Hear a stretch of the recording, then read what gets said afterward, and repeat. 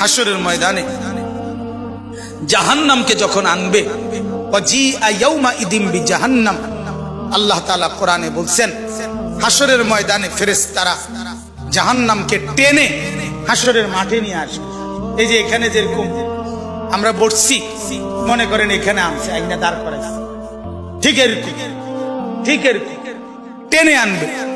70,000 আগুনের শিকল দিয়া বেঁধে জাহান্নামকে আনা হবে। 70,000 আগুনের শিকল, এক একটা শিকলের মধ্যে 70,000 আংটা, ওই যে কড়া শিকল বানায় কি দিয়া, কড়া একটা একটা লাগাইয়া না, এক একটা শিকলে 70,000 কড়া, এক একটা কড়া 70,000 ফেরেশতা ধরবে।